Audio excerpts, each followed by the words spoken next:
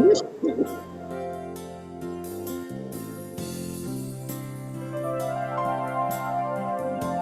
Bapak Manerak dan Ibu Delina.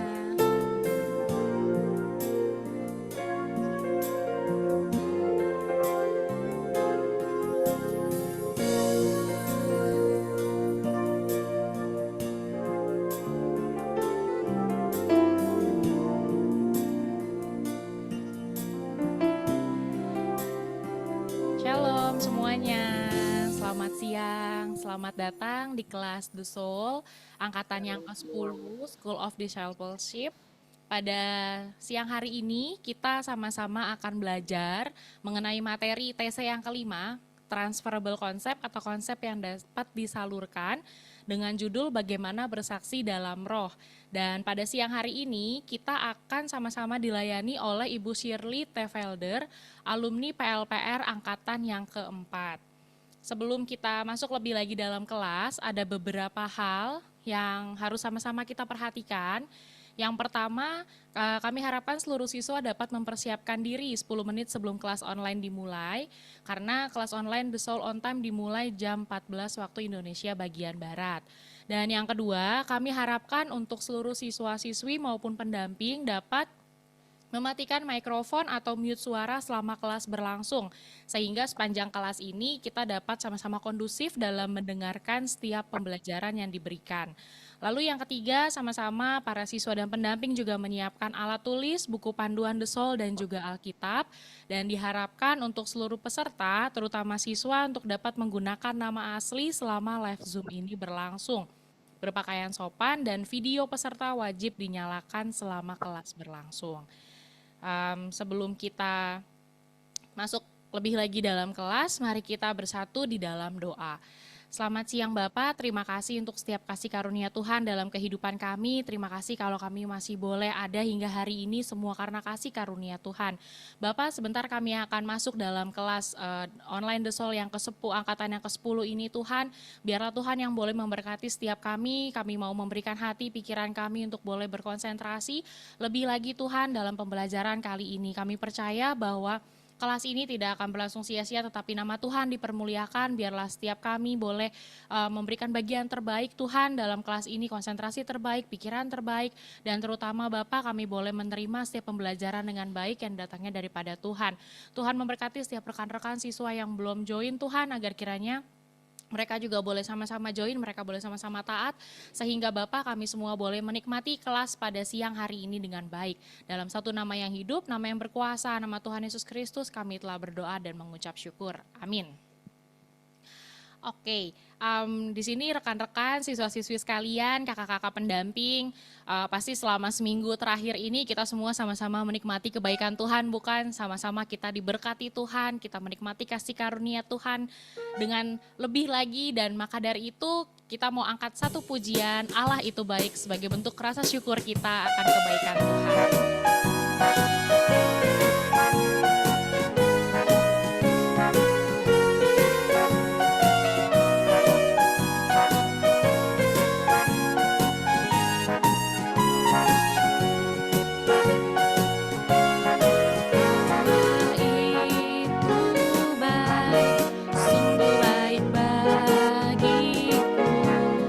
Ditunjukkannya kasih setia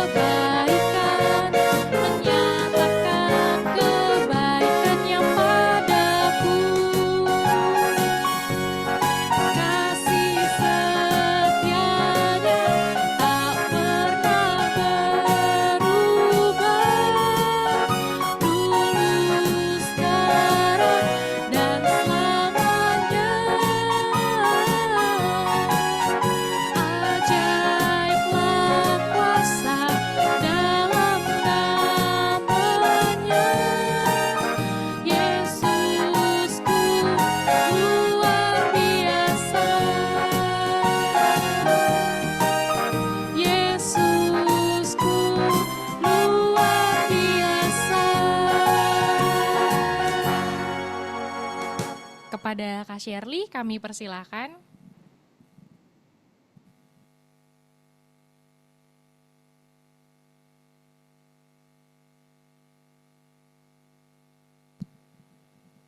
Kepada Kak Shirley, dipersilahkan.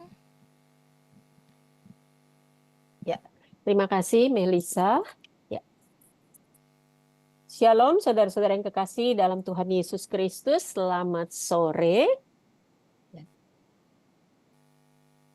Seperti tadi sudah diperkenalkan, nama saya Shirley, suami saya Mickey Felder, dan saya juga pernah mengikuti kegiatan di kelas pemuritan seperti rekan-rekan semua di tempat ini. Pada waktu itu saya dimuridkan dan belajar memuridkan di Pusat Latihan Pembinaan Rohani Lembaga Pelayanan Pemuda Indonesia Angkatan yang kedua, kurang lebih 40 tahun yang lalu. Ya, di sini ada beberapa rekan saya yang bersama-sama, itu ada Kak Yulia, terus ada juga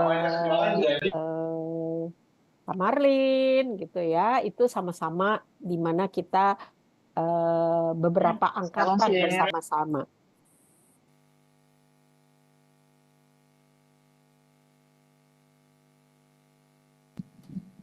Suaranya hilang, Sel. Kak Suaranya Shirley, nggak ada, Sel. mute. Mute, Kak. Aduh, tuh kan belum. Oh, oke. Selamat sore, ya. Ke-mute ya. Oke. Selamat sore semuanya. Nama saya Shirley Felder, suami saya itu Mickey Felder, dan saya juga pernah menjadi sama seperti teman-teman di tempat ini, dibina, dilatih, dan dimuridkan, serta belajar memuridkan melalui Pusat Latihan dan Pembinaan Rohani Angkatan yang kedua, kurang lebih 40 tahun lalu. Di sini ada rekannya sesama satu kelas, yaitu Kak Yulia di tempat ini. Ya, demikian perkenalan singkat saya saat ini, dan kita akan belajar topik hari ini bagaimana bersaksi di dalam Roh Kudus. Yuk, mari kita persiapkan buku kita. Itu ada di halaman 24. Ya, buku materi kita itu di halaman 24, Bapak, Ibu, dan Saudara yang kekasih dalam Tuhan Yesus. Dibuka bukunya. Ya. Untuk mempersiapkan hati kita, mari kita bersatu di dalam doa. Maha besar Bapa yang ada di dalam surga, terima kasih Tuhan kalau Tuhan masih mengizinkan kami anak-anak-Mu untuk hadir di tempat ini sekalipun dengan melalui Zoom. Tetapi kami tahu Tuhan ini bukan karena kuat dan gagah kami. Tuhan yang sudah mempersiapkan kami, bahkan Tuhan yang sudah memilih kami untuk boleh kami menjadi rekan sekerja Allah, membantu menggenapkan amanat agung Tuhan Yesus Kristus. Terima kasih Tuhan untuk para siswa maupun para pelatih yang ada di tempat ini yang begitu setia. Biar Tuhan Roh Kudus-Mu sendiri akan memberikan pengertian kepada kami untuk boleh kami belajar bagaimana bersaksi tentang Kristus, menjadi saksi yang berbuah bagi kemuliaan nama Tuhan. Terima kasih Tuhan, Kau berkati hamba-Mu yang akan menyampaikan, sembunyikan dia di balik salib Kristus. Di dalam nama Tuhan kami Yesus Kristus, kami berdoa dan mengucap syukur. Amin. Ya. Untuk memulai, sebelum lanjut ke materi kita, saya minta satu orang wanita untuk membaca dari Lukas 5 ayat 1 sampai 11. Yang sudah mendapatkannya, yuk membaca untuk kita bersama-sama. Lukas 5 ayat 1 sampai 11.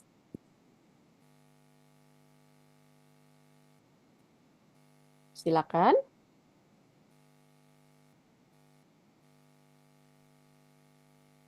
Lukas 5 ayat 1 sampai 11. Ya. Penjala ikan menjadi penjala manusia. Pada suatu kali Yesus berdiri di pantai Danau Genesaret, sedang orang banyak mengerumuni dia hendak mendengarkan firman Allah. Ia melihat dua perahu di tepi pantai, nelayan-nelayannya telah turun dan sedang membasuh jalannya. Ia naik ke dalam salah satu perahu itu, yaitu perahu Simon, dan menyuruh dia supaya menolakkan perahunya sedikit jauh dari pantai.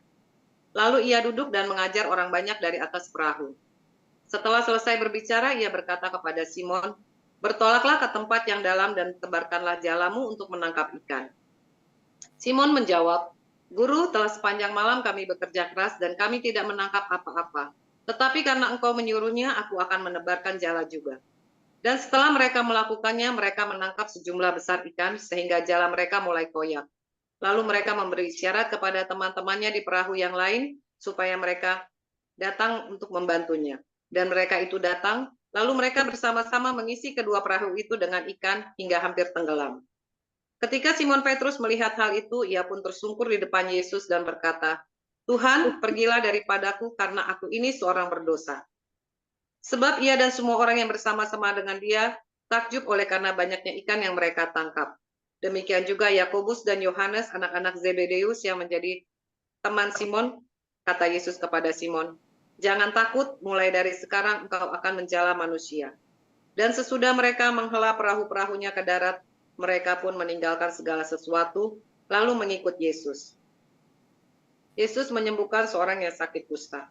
Pada suatu kali Yesus berada Sampai dalam sebuah... sudah sampai di situ. Terima kasih.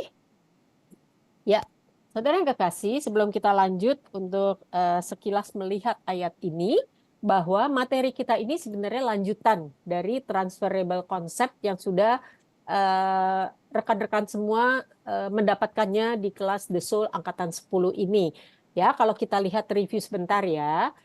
Yang pertama yaitu kalian sudah mendapat ceramah bagaimana saudara yakin saudara orang Kristen. Pada saat itu kita tahu ya, pertama kali kita menerima Yesus Kristus melalui materi ini, ya, yang diajarkan dan dilanjutkan dengan buku 4 Hukum Rohani.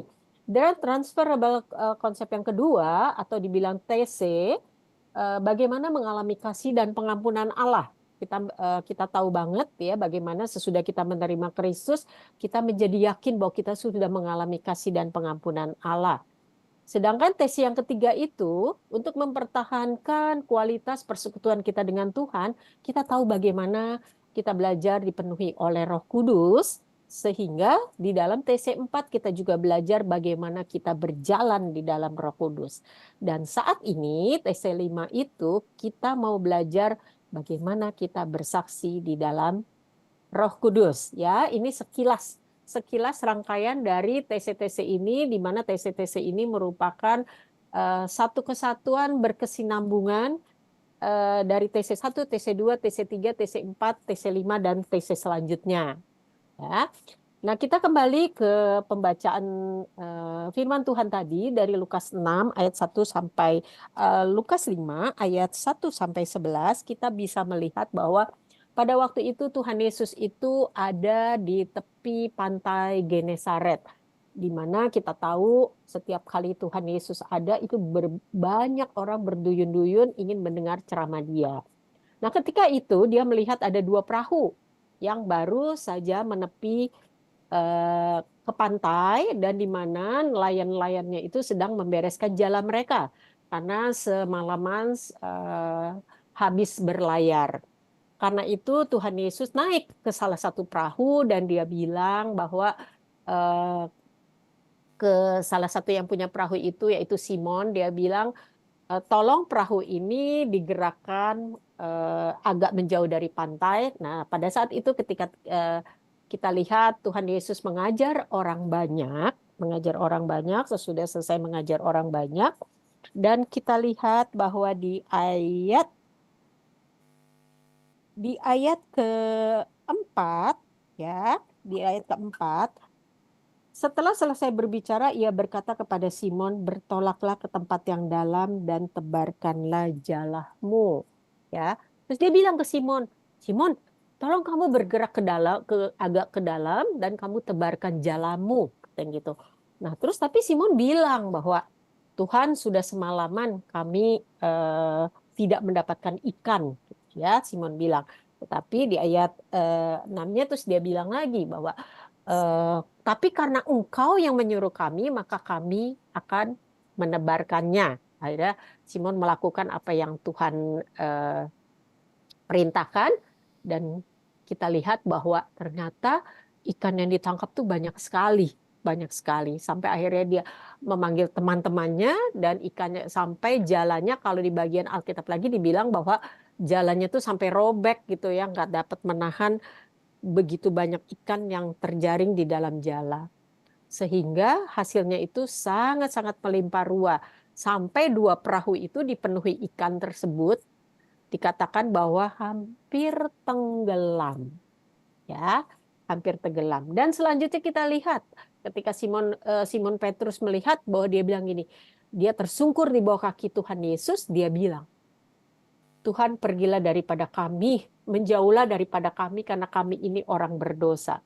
Kita lihat ya, Simon Petrus yang mulanya mungkin dia meragukan, gak mungkin lah, kayak itu nelayan udah puluhan tahun, turun-temurun saya udah jadi nelayan. Kalau sepanjang malam itu nggak dapat ikan, nggak mungkin gitu loh ya. Di pagi hari itu akan mendapat ikan yang banyak, karena biasanya memang nelayan itu di malam hari ya. Mereka menjala ikan gitu. Tetapi di situ Tuhan karena Simon Petrus dan teman-temannya begitu takjub akan apa yang mereka lihat, hasil ikan yang mereka mungkin kalau menurut saya hasil ikan yang sedemikian banyak itu belum pernah mereka dapatkan selama mereka menjadi nelayan ya. Nah, di situ dia menyadari mungkin dia sudah merasa malu dan meragukan kuasa Tuhan yang pada akhirnya tapi terus pada akhirnya dia menyatakan bahwa saya itu udah salah, saya berdosa, mohon ampun mungkin ya. Si Simon Petrus berkata seperti itu. Tapi kita lihat Tuhan Yesus bilang apa? Jangan takut, mulai saat ini kamu akan menjala manusia, ya. Kalau kita lihat dari ilustrasi ini, saya mencoba bahwa Tuhan Yesus itu pertama mengajar kepada orang banyak di tempat itu, dan pengajaran dia itu ya pengajaran yang benar-benar berkuasa, ya berkuasa karena ada kuasa daripada Roh Kudus sehingga orang-orang di tempat itu mendengarkan perintah dia. Walaupun kita lihat mulanya ragu-ragu ya, tetapi pada akhirnya mereka mengaminkan bahwa kuasa Tuhan itu luar biasa. Ya, demikian juga dengan kita, ya. Demikian juga dengan kita bahwa Tuhan itu memanggil kita untuk menjadi saksi Kristus. Ya, di sini kita lihat bahwa kita ke buku ya. Bapak Ibu dan saudara yang saya kasihi, di buku materi itu ada apa hal-hal yang kosong, kolom-kolom yang kosong yang digaris bawahi ya. Mungkin saya tidak akan membaca buku ini kata per kata, tetapi sambil saya menjelaskannya, mohon Bapak Ibu bisa sambil melihat ya slide ini itu ada huruf-huruf yang memakai warna biru. Nah, itu Bapak Ibu bisa isi ya sambil mendengarkannya, sambil mengisi buku Bapak Ibu supaya bisa dilengkapi.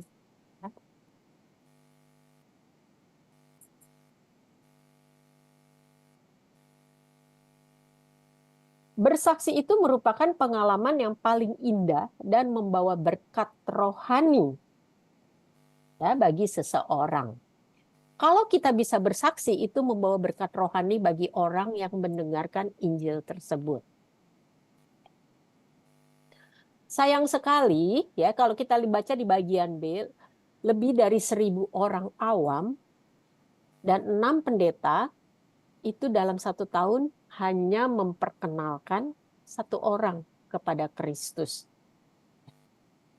Nanti Bapak, Ibu, dan Saudara kasih itu bisa membaca di TC5. Di akhir pelajaran ini nanti kakak-kakak pelatih akan membagikan bukunya sebagai PR. Ya.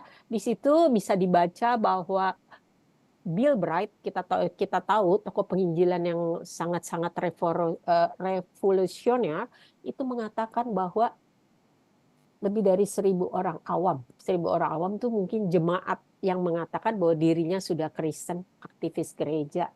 Dan 6 orang pendeta hanya memperkenalkan 1 orang saja dalam setahun.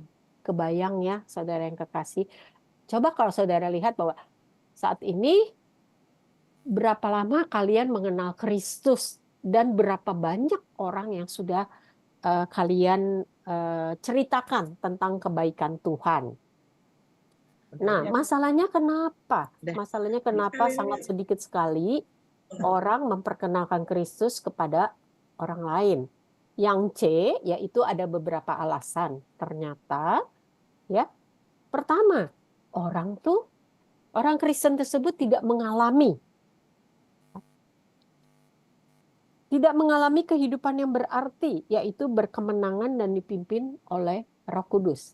Mungkin mereka mengatakan, saya dari kecil ini udah Kristen, saya sudah lahir baru. Mungkin mereka bilang gitu ya. Tapi kok saya nggak mengalami ya hidup berkelimpahan. Ya. Yohanes 10 ayat 10b di 4 hukum rohani juga ada dikatakan, Kristus berkata, aku datang supaya mereka mempunyai hidup dan mempunyainya dalam segala kelimpahan, yaitu kehidupan yang berarti dan penuh kebahagiaan. Kelimpahan tuh kelimpahan damai sejahtera, sukacita, ya, bukan hanya kelimpahan materi, ya. Nah, tidak mengalami kehidupan berkelimpahan karena mereka tidak mengalami kuasa Kristus dalam hidup mereka.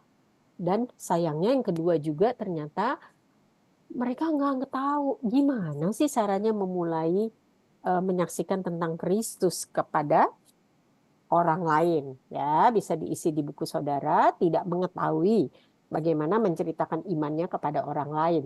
Karena itu Bapak, Ibu, dan Saudara, saat ini kalau kalian ada di kelas The Soul angkatan 10, saya yakin dan percaya, dan mungkin kakak-kakak pelatih juga di sini percaya bahwa Tuhan yang sudah menempatkan kalian di kelas ini. Karena melalui kelas ini kita dilatih, kita dibina, kita diajar, didampingi untuk mengetahui, belajar bersama-sama bagaimana sih kita bisa menyaksikan tentang Kristus kepada orang lain dan kita juga bisa bertumbuh dan mengalami hidup yang berkelimpahan. Yang bagian D, kita lihat. Orang Kristen yang sungguh-sungguh mengalami sukacita adalah orang Kristen yang bersaksi tentang imannya. Kenapa dikatakan orang Kristen yang sungguh-sungguh mengalami sukacita adalah orang yang bersaksi? Karena kalau seseorang Kristen tidak pernah mengalami sukacita, jangan harap dia bersaksi ya tentang imannya kepada orang lain. Alkitab dan doa itu harus kita baca, harus kita lakukan tiap-tiap hari. Karena Alkitab itu merupakan perintah Tuhan, Alkitab itu merupakan isi hati Tuhan, dan doa itu merupakan sarana kita berbicara dengan Tuhan. Tetapi ingat saudara yang kekasih bahwa dua unsur ini, Alkitab dan doa, itu bukan merupakan pengganti dari kesaksian kita. Dalam arti kita rajin baca Alkitab, kita rajin berdoa, tetapi kita nggak pernah bersaksi tentang Kristus. Itu sama aja kita tidak melakukan firman Tuhan, ya, sama aja kita tidak menjalankan perintah Tuhan, menjalankan amanat agung. Ya. Kita lanjut. Bagaimana caranya kita bisa menjadi saksi yang efektif seperti kesaksian yang berhasil? Kita tahu ya. Siapa di sini yang mau yang hafal mengenai kesaksian yang berhasil? Nanti Kak Marta akan memberikan hadiah ya Marta ya. 8 langkah menjadi saksi Kristus yang berhasil. Ya. Kesaksian yang berhasil yaitu kesaksian yang dilakukan dengan cara mengambil prakarsa.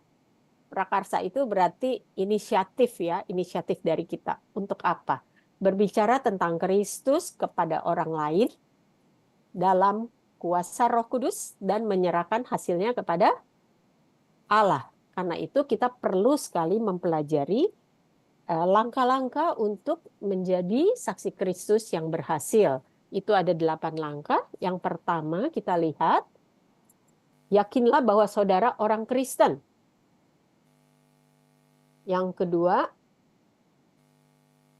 yakinlah tidak ada dosa yang belum diakui. Yang ketiga, yakinlah bahwa saudara dipenuhi oleh Roh Kudus.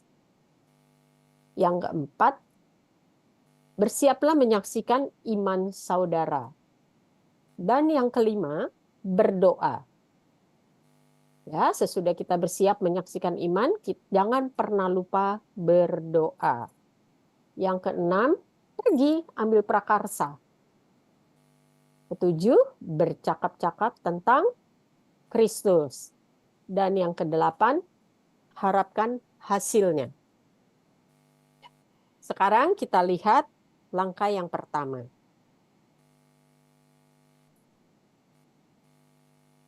Langkah yang pertama dan langkah yang ketiga itu kita akan mengulang secara cepat ya, karena Bapak Ibu semua udah dapat nih ceramah-ceramahnya.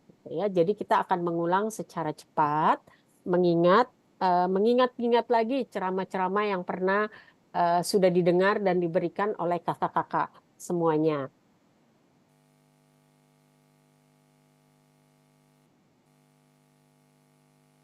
Menjadi orang Kristen tidak cukup menjadi orang baik, bermoral, beragama, ataupun menjadi anggota gereja. Nah, yang perlu kita lakukan yang pertama yaitu sangat penting kita menerima Kristus, ya. Jadi nggak cukup tuh seorang Kristen itu berbuat baik, terus menjadi anggota gereja, terus bermoral dalam arti punya etiket yang baik dan beragama tiap hari di gereja. Tetapi perlu diuji, udah menerima Kristus secara pribadi atau belum. Ya. Bahkan ada seorang tokoh yaitu John Wesley, yaitu pendiri gereja Metodis. Beliau ini seorang anak pendeta dan pendeta aktif. Dan dia menjadi pendeta aktif justru sebelum menjadi Kristen. Menjadi seorang Kristen sejati dalam arti Kristus hidup di dalam dia.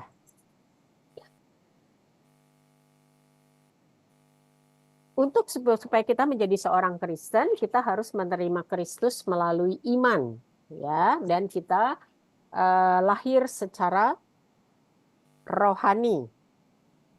Penting bagi kita untuk mengingat momen ini, ya. Ketika kita menerima Kristus melalui iman, saudara perlu mengingat momen ini.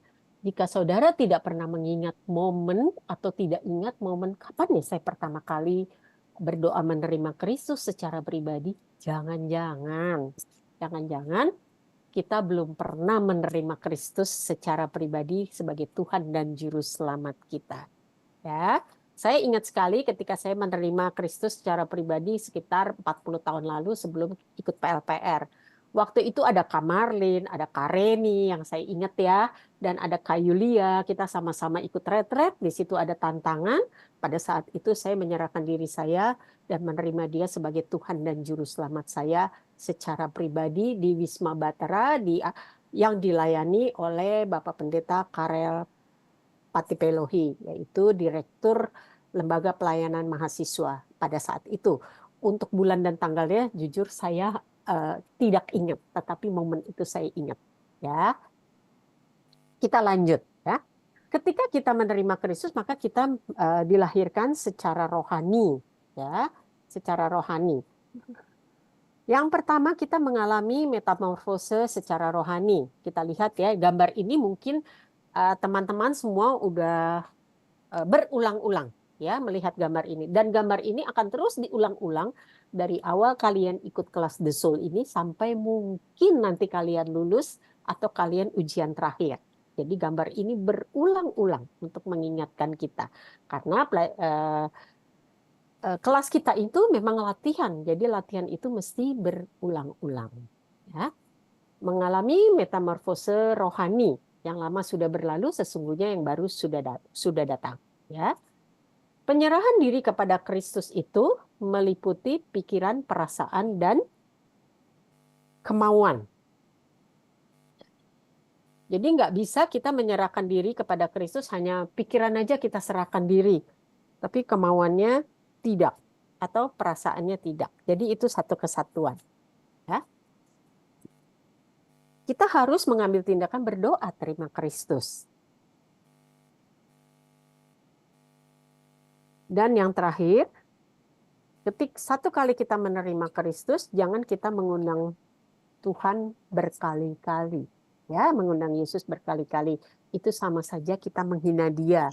Bayangkan interaksi yang kemudian terbangun adalah Ibrani 13 ayat 5b mengatakan, karena Allah telah berfirman, aku sekali-kali tidak akan membiarkan engkau, dan aku sekali-kali tidak akan meninggalkan engkau. Ya, jadi cukup sekali menerima Kristus selama hidup saudara, tetapi yang terpenting dengan iman. Dengan iman, karena tanpa iman percuma. Ya, akhirnya itu dengan emosional saja. Kita lanjut. Langkah yang kedua.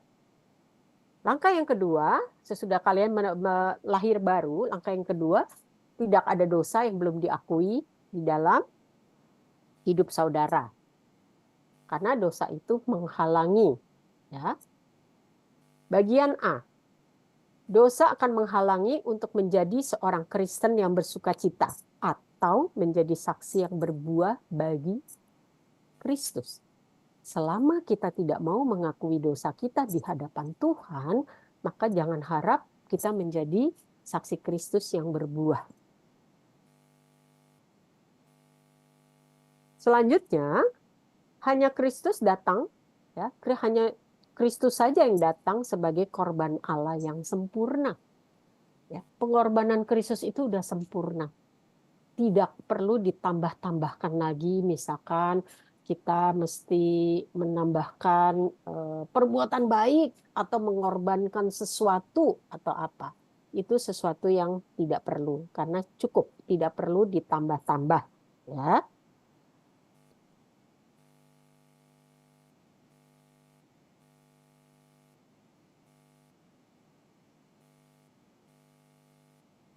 Unsur pengakuan dosa, pasti masih ingat ya semuanya. Yang pertama, ketika kita mengaku dosa itu, kita setuju dengan Allah. Setuju dengan Allah apa? Ketika Roh Kudus tunjukkan kamu berdosa. Saat ini kamu mengampun dosa karena kamu sudah berbohong. Ya kita bilang, iya Tuhan, saya mengaku dosa saya. Yang kedua, bersyukur karena kita tahu dosa-dosa kita telah ditebus di kayu salib. Ya. Yang ketiga, bertobat. Bertobat dalam arti mengubah sikap. Kalau kita sering berbohong, ya jangan berbohong lagi. Ya. Kalau kita berkata kasar, ya kita nggak boleh berkata kasar kembali. Ya. Walaupun perubahan itu setiap orang itu tidak sama. Tetapi harus progresif perubahan kita.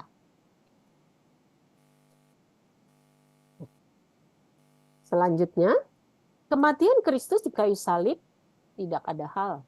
Itu sudah sempurna seperti tadi ya. Jadi nggak ada hal lain yang dapat kita perbuat untuk menambahkan pengorbanannya. Kalau kita lihat, ada di beberapa negara, misalkan di Filipina, itu ada dalam momen tertentu menjelang Paskah biasanya, itu mereka menyalibkan diri mereka ya di kayu salib, seumpama mereka mau merasakan penderitaan Kristus gitu. Ya. Kita nggak perlu melakukan itu, ya. Kita nggak perlu merajam-rajam tubuh kita atau menyakiti tubuh kita karena kita menganggap, wah kalau kita tidak melakukan seperti yang Kristus lakukan nih, dirajam atau disalib, itu kayaknya pengampunan dosa itu belum sempurna. Tidak ya, Bapak Ibu, itu semuanya sudah sempurna. Nah, betapa indahnya kalau orang hidup di dalam Kristus. Karena yang pertama, nggak ada lagi hukuman ke atas orang yang di dalam Yesus Kristus. Karena kita sudah ditebus dari budak dosa menjadi anak-anak Allah. Ya. Tapi ingat, bila kita tidak mau mengaku dosa, maka hal tersebut menghalangi persekutuan kita dengan Tuhan. Persekutuan kita dengan Tuhan. Kita lihat ya. Yesaya 59 ayat 1 sampai 2 itu mengatakan bahwa tangan Tuhan itu tidak kurang panjang menolong kita. Ya. Dan telinga Dia tidak kurang tajam mendengarkan doa kita. Tetapi yang menjadi penghalang antara Dia dan antara Tuhan dengan kita yaitu segala kejahatan kita, yaitu dosa-dosa kita. Yang membuat Tuhan menyembunyikan dirinya, tidak mau mendengar doa kita. Ya. Jadi saudara yang kekasih, bahwa mutlak kita harus mengaku semua dosa-dosa kita. Itu salah satu hal yang perlu kita lakukan sebelum kita siap untuk bersaksi tentang Kristus. Ya. Kita lanjut ya. Yang ketiga, sesudah kita mengaku semua dosa kita, maka yakinlah saudara dipenuhi oleh Roh Kudus. Minta Roh Kudus memenuhi kembali hati saudara, dan saudara serahkan kembali akan penguasaan diri hati saudara kepada Roh Kudus. Gimana kita dipenuhi oleh Roh Kudus? Tidak lain dan tidak bukan bahwa kita dipenuhi oleh Roh Kudus dengan iman. Ya, peganglah perintah dan janji Allah. Yang B, kepenuhan Roh Kudus itu sangat penting, sangat penting. Kepenuhan Roh Kudus itu bukan dibuktikan karena dia hebat berbahasa roh, tidak. Bahasa roh itu karunia, ya. Tidak semua orang dikaruniakan bisa berbahasa roh. Tetapi seorang yang dipenuhi oleh Roh Kudus sudah pasti Tuhan bekali untuk menjadi saksi Kristus. C, hanya pelayanan yang dilakukan dengan kuasa Roh Kudus yang berkenan kepada Allah. Jadi pelayanan kepada Allah itu tidak boleh dilakukan tanpa kuasa Roh Kudus. Nah, dipenuhi oleh Roh Kudus ini adalah persoalan iman, bukan perasaan. Bukan perasaan. Ya. Perasaan yang sebenarnya akan terjadi apabila kita hidup dengan iman dan taat. Sekilas mengenai 4 hukum rohani, kalian mungkin masih ingat mengenai bagan kereta api ya. Jadi iman itu yang memimpin kita, ya. Dan perasaan itu mengikuti iman kita, bukan kita dipimpin oleh perasaan kita. Ya, karena kalau dipimpin oleh perasaan kita itu bahaya sekali. Ketika saya mungkin mengalami kegagalan, ketika saya sedih, ketika saya jatuh, ketika saya tidak mood, kayaknya saya nggak mungkin dah Tuhan kasih saya iman. Tidak begitu ya. Sesudah 3 itu sekarang bersiaplah untuk menyaksikan iman saudara di dalam Kristus. Ya, iman saudara di dalam Kristus. Yang pertama, ya, kita harus sungguh-sungguh berlatih. Berlatih dalam beberapa jam secara sungguh-sungguh. Ya, bagaimana menyaksikan tentang iman saudara di dalam Kristus kepada orang lain. Ya. Karena Lembaga Pelayanan Pemuda Indonesia dan juga kelas The Soul ini itu memakai buku 4 hukum rohani dan beberapa buku bahan-bahan lain, maka saudara wajib mempergunakan buku 4 hukum rohani ini sebagai sarana untuk menginjil orang lain, ya. Karena itu yang kita pakai. Jadi saya 40 tahun lalu ikut di kelas ini pakai 4 hukum rohani. Sampai saat ini pun saya masih memakai buku-buku 4 hukum rohani, bimbingan lanjutan dasar, dan bahan-bahan lainnya. Karena apa, saudara yang kekasih? Karena itu bahan yang saya pelajari, yang saya mengerti, dalam arti yang saya ngelotok gitu loh ya. Dan saya yakin bahwa dengan kuasa Roh Kudus saya bisa lebih efektif lagi nih bersaksi tentang Kristus melalui buku 4 hukum rohani. Karena itu jangan pernah bosen ya. Mungkin kakak-kakak pelatih di tempat ini itu akan terus mendorong para siswa, ayo menghafal buku 4 hukum rohani, menghafal buku 4 hukum rohani supaya apa? Supaya dimanapun saudara ditempatkan, dimanapun Tuhan menggerakkan hati saudara, saudara bisa menyaksikan Kristus, tentang Kristus kepada orang lain tanpa harus, aduh mana dulu ya, buku saya mana ya, buku kuning saya mana ya, ya, karena itu akan menghambat kita kalau kita tidak menghafal. Ya.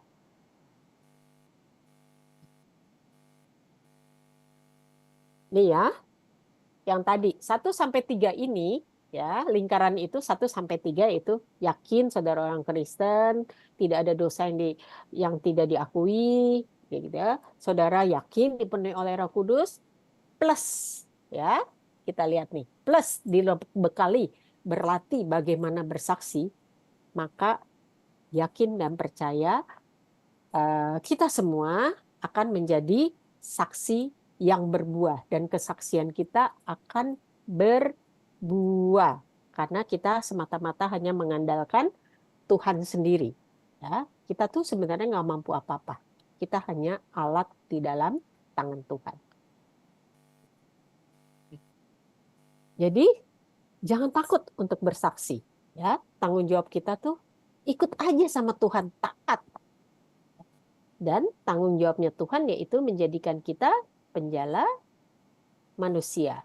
Seperti tadi, ya, kita baca di awal bahwa Tuhan menjadikan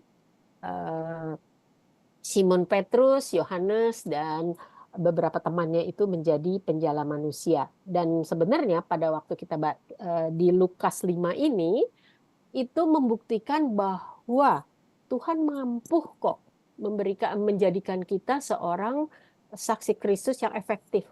Kuncinya satu, ikut dia, taat kepada Kristus.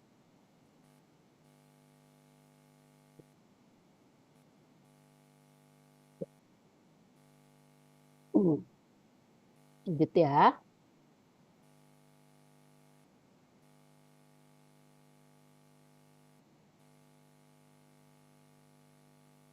Maaf.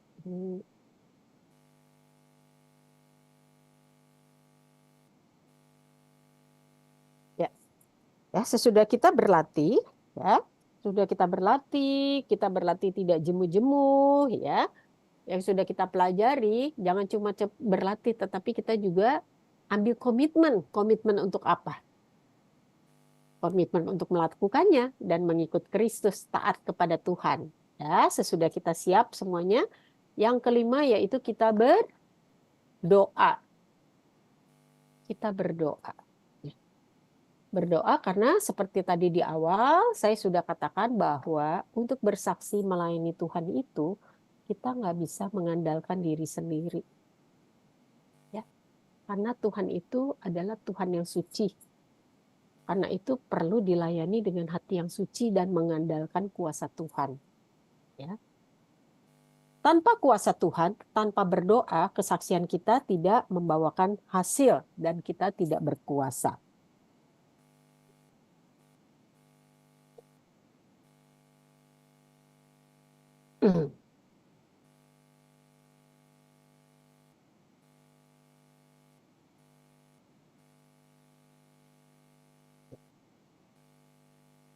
Tuhan menghendaki supaya jangan ada yang binasa. Karena itu kita mesti berdoa, ya. Kita mesti berdoa kepada Tuhan supaya Tuhan itu menarik banyak orang kepada Kristus.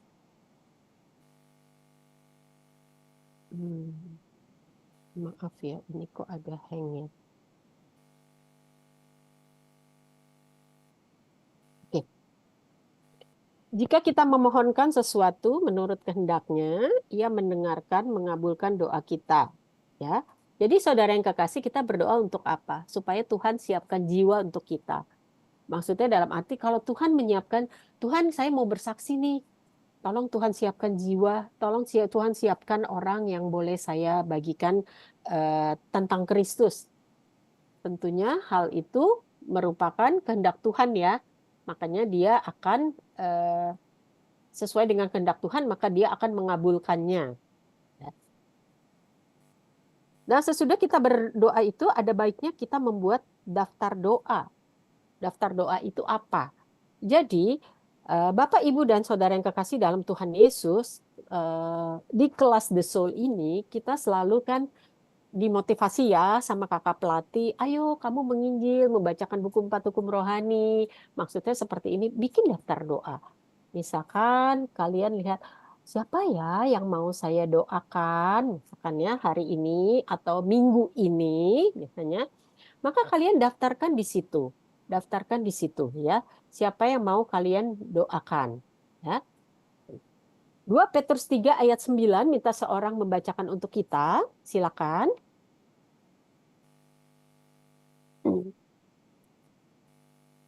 Ada di layar sini. 2 Petrus 3 ayat 9, Tuhan tidak lalai menepati janjinya, sekalipun ada orang yang menganggapnya sebagai kelalaian, tetapi ia sabar terhadap kamu, karena ia menghendaki supaya jangan ada yang binasa, melainkan supaya semua orang berbalik dan bertobat. Ya, terima kasih. Ya, benar. Tuhan menghendaki jangan ada yang binasa, karena itu kita mesti berdoa buat orang-orang yang belum mendengar Injil, ya. Tapi Tuhan juga Tuhan mau doa kita itu spesifik, bukan hanya Tuhan aku berdoa untuk keselamatan umat manusia, itu umum. Tetapi kita spesifik dalam arti gini, Tuhan saya mau memberitakan tentang Kristus, misalkan kepada mama saya, misalkan terus kepada adik saya atau kepada sahabat saya gitu ya. Tuhan mau lebih spesifik. Ya. Pasti Tuhan mengabulkan doa sesuai dengan kehendaknya. Karena itu kita perlu membuat sebuah daftar doa. Ya. Ini satu contoh daftar doa. Ya, ini doa saya pada waktu 1 Juni lalu.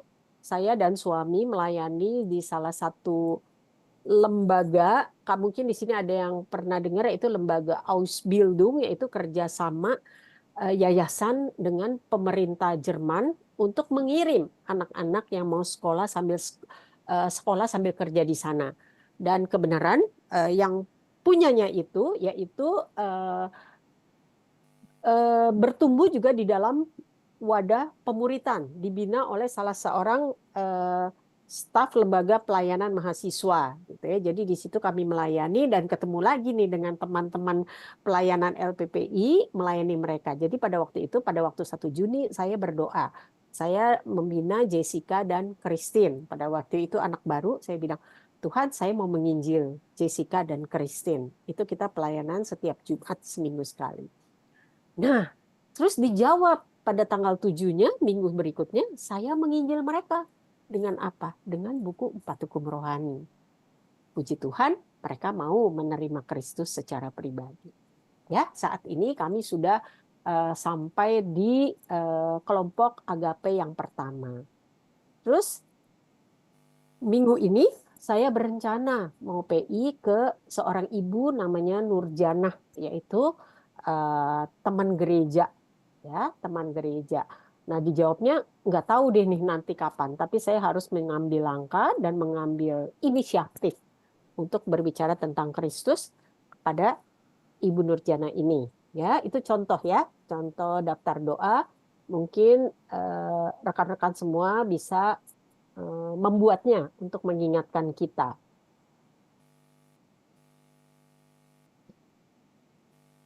Nah, ini yang dibilang tadi spesifik. Jika kita berdoa, mintalah Roh Kudus menarik orang-orang kepada Kristus. Karena ya, Yohanes 6 ayat 44 mengatakan, tidak ada seorang pun yang datang kepadaku jikalau ia tidak ditarik oleh Bapa yang mengutus aku, dan ia akan kubangkitkan pada akhir zaman.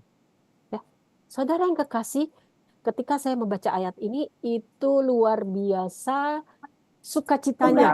Di satu sisi saya menyadari bahwa ternyata sekalipun kita meresponi panggilan Tuhan, ketika orang membacakan buku 4 Hukum Rohani kepada kita dan kita mau menerima dia sebagai Tuhan dan Juru Selamat, sebenarnya di situ ada peran Roh Kudus.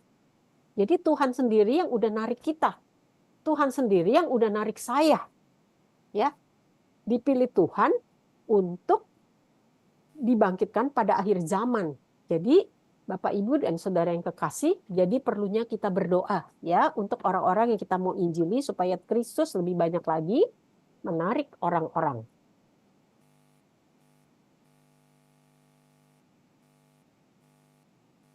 Walaupun Allah sangat berkuasa, namun Dia telah memberikan manusia hak untuk melaksanakan kehendak bebasnya. Dalam arti gini, kita kan sering kali gini, Tuhan kenapa sih Tuhan perlu manusia gitu loh ya, menginjil orang lain. Kan Tuhan itu maha kuasa. Kita selalu suka berkata seperti itu. Tapi Tuhan tuh sebenarnya memberikan hak kebebasan kepada kita. Masalahnya kita mau nggak mengikuti panggilan Dia. Ya. Karena banyak orang yang terpanggil, tetapi sedikit yang terpilih. Contohnya, kita duduk di kelas ini untuk apa? Kita mau bertumbuh secara rohani, udah pasti. Tetapi kita duduk di kelas ini, kita mau menjadi saksi Kristus, menjadi multiplikator rohani, ya, memultiplikasi jiwa, memenangkan banyak jiwa bagi Kristus. Tapi itu masing-masing orang punya kebebasan mau lakukan atau tidak, gitu ya. Yang seharusnya idealnya sih kita harus melakukannya, karena kalau kita tidak melakukannya sama aja kita tidak mendengarkan perintah Tuhan. Kita tahu ya, kita dipilih Tuhan, diciptakan Tuhan untuk apa? Untuk pekerjaan baik yang sudah Tuhan persiapkan. Tujuannya cuma satu, menggenapkan amanat agung. Ya. Matius 28 ayat 18 sampai 20. Dan Alkitab tetap mengajar kita dengan jelas betapa besar kasih Allah. Ya.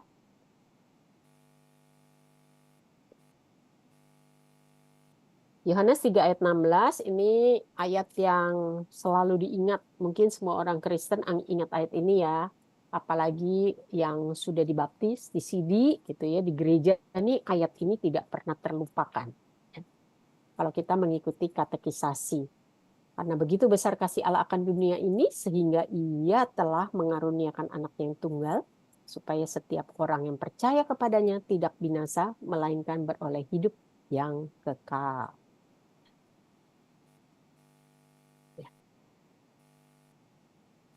Nah, yang bagian E. Jika kita berjalan di dalam Roh Kudus, maka Tuhan akan menunjukkan kepada kita untuk berdoa sesuai dengan kehendaknya.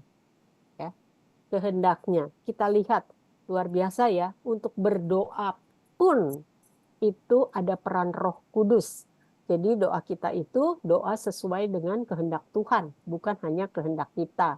Karena kalau ditiadakan dalam kuasa Roh Kudus, mungkin kehendak kita cuma Tuhan berkati saya, hidup saya, berkati anak-anak saya, berkati pekerjaan saya, berkati saya.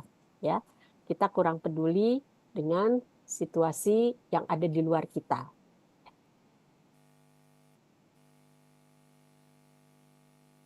1 Yohanes 5 ayat 14 sampai 15, minta seorang pria membaca buat kita semua, silakan.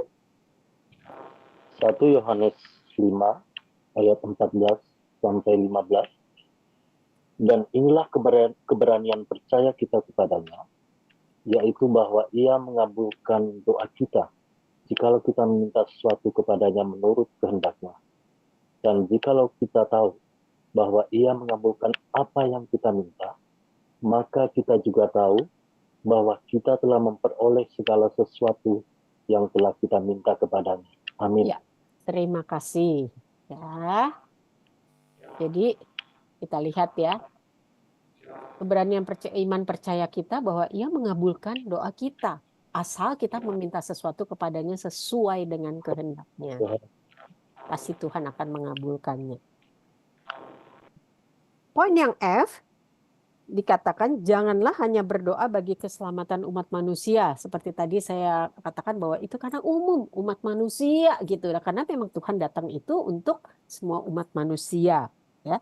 Tetapi berdoalah juga bagi orang-orang Kristen yang kita kenal untuk pertumbuhan rohani mereka dan pelayanan mereka.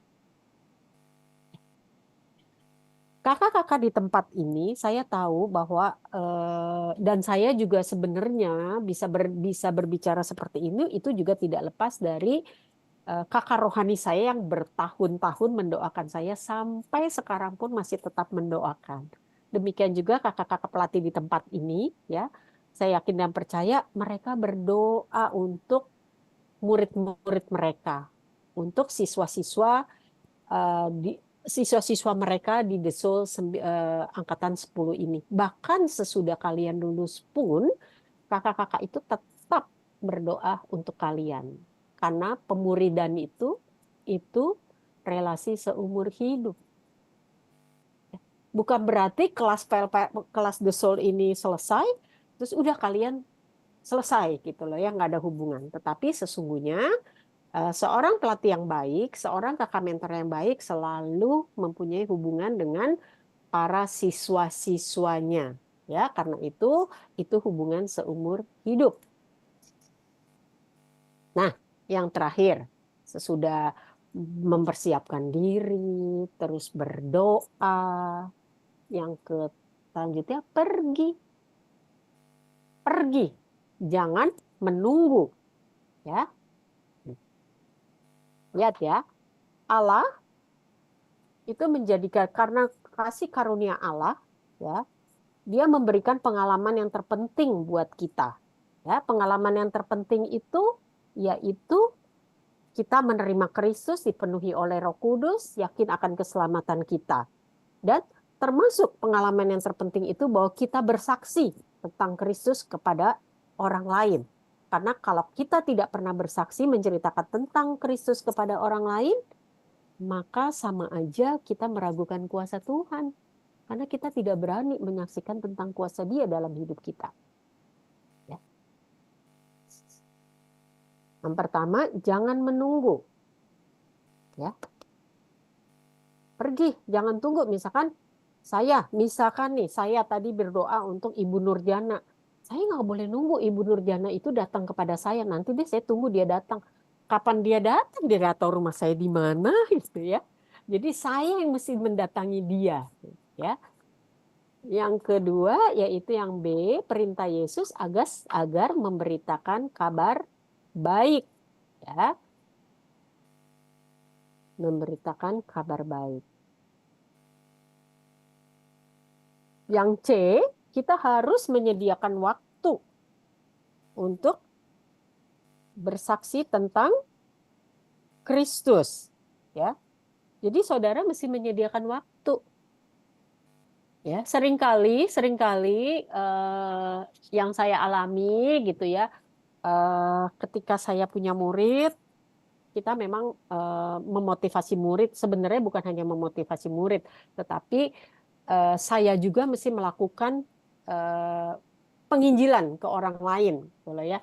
Tapi seringkali kita dengar gini, aduh kok saya nggak punya waktu, dari pagi saya kerja, pulang udah malam, udah capek, kapan ketemunya gitu loh ya. Terus kalau hari Rabu saya persekutuan Kak, PKKO. Saudara yang kekasih, kalau saudara tidak pernah menyediakan waktu untuk bersaksi tentang Kristus, itu sama saja kalian tidak pernah bersaksi. Nggak usah jauh-jauh kalau kalian aktif di kantor, cobalah di waktu makan siang sama teman, pada waktu makan siang bersama-sama sambil berbicara tentang Kristus kepada orang lain. Atau kalian ibu rumah tangga, nggak usah jauh-jauh, kalian bisa bersaksi tentang Kristus kepada anak atau kepada asisten rumah tangga. Pengalaman saya pertama, waktu saya jadi murid, orang yang saya injili dengan buku 4 hukum rohani itu, ya itu mbak pengasuh saya gitu. Karena saya pikir mbak saya itu kan kalau di ini nggak akan berani menolak dong. Tapi itulah pengalaman saya pertama gitu. Sesudah itu kepada anak-anak sekolah minggu. Dan selanjutnya sampai saat ini kepada siapapun ketika saya tergerak hatinya, saya akan membacakan buku 4 hukum rohani. Dan jangan kecewa ya apabila orang menolak untuk menerima Kristus. Jadi, saudara jangan kecewa, ya. Jangan kecewa untuk apabila saudara membacakan buku 4 hukum rohani terus dia menolak menerima Kristus. Karena kita ingat lagi bahwa perkara dia menerima Yesus atau tidak itu perkara pekerjaan Roh Kudus, ya.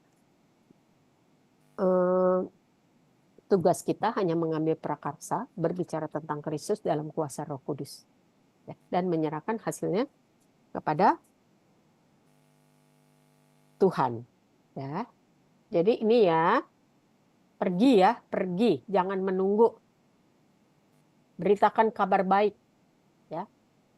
Memberitakan kabar baik itu merupakan satu pengalaman yang terpenting, ya, menyaksikan tentang Kristus. Dan kita lihat hal yang terpenting itu jika orang yang kita injili menerima Kristus, ya, dan berubah menjadi orang yang lahir baru, maka dia sesungguhnya merubah akan dunia ini. Dunia yang udah rusak ini, ya, bisa diubah dengan orang-orang yang percaya kepada Kristus, orang-orang yang mengasihi Tuhan karena mereka menyadari bahwa Tuhan itu kasih. Maka dunia ini penuh dengan cinta kasih, tidak saling perang satu sama lain ya, yang kita dengar sampai saat ini, ya. Dan yang ketujuh kita lihat ya.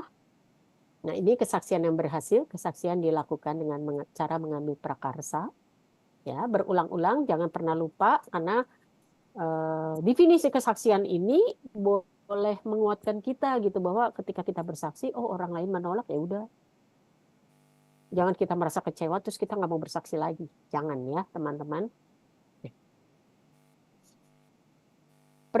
Perginya apa? Datangilah si Ibu Nurjana itu.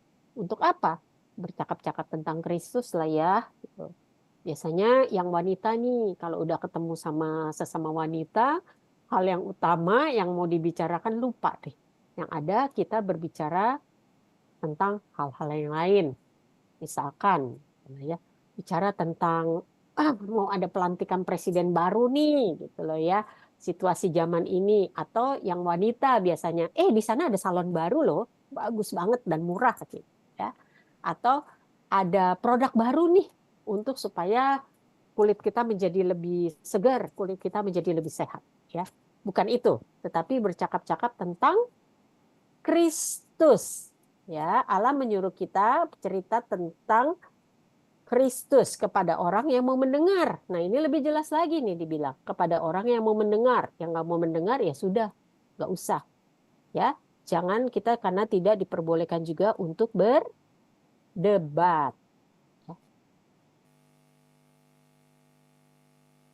Ikutilah teladan Rasul Paulus. Ya, di sini Rasul Paulus kita baca yuk.